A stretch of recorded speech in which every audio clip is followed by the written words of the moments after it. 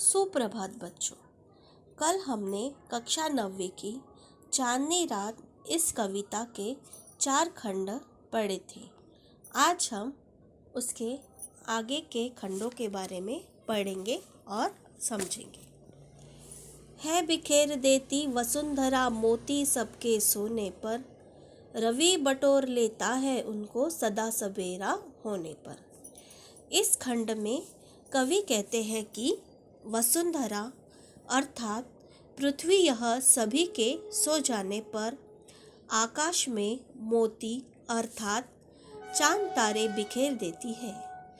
यहाँ चांद तारों को मोती कहा गया है, लेकिन जैसे ही सवेरा होता है वैसे ही चांद तारे लुप्त अर्थात गायब हो जाते हैं। ऐसा लगता है सूरज इन मोतियों को बटोर लेता है।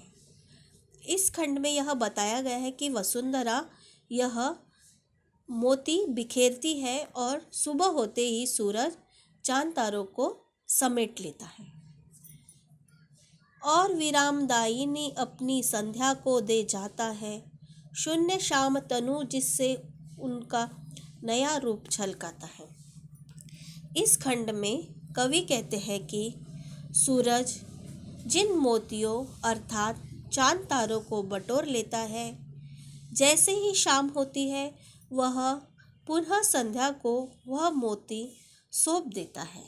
अर्थात शाम होने के बाद चांद तारे आकाश में फिर से चमकने लगते हैं। ये चांद तारे मोती जैसे प्रतीत होते हैं। इन तारों से रात का अंधेरा समाप्त हो जाता है और नया रूप प्रदान करता है। पंचवटी की छाया में सुंदर पर्णकुटी बना, जिसके सम्मुख स्वच्छ शिला पर धीर वीर निर्भीक मना। इस खंड में कवि कहते हैं कि पंचवटी अर्थात 5 वटों के वृक्ष, इन वृक्षों की छाया में घास फूस और पत्तों की एक सुंदर झोपड़ी बनी है।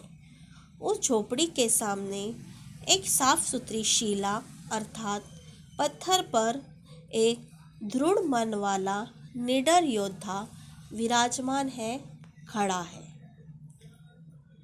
जाग रहा यह कौन धनुर, जबकि भुवन भर सोता है, भोगी कुसुमा युद्ध योगी सा बना दृष्टिगत होता है। इस खंड में कवि कहते हैं कि इस समय सारा संसार और सारे संसार के लोग सो रहे हैं, पर यह धनुर्धारी कौन है जो रात्रि के समय जाग रहा है। वे कहते हैं कि वह गृहस्थ किसी सन्यासी जैसा दिखाई देता है। हमारे यह खंड यही समाप्त होते हैं।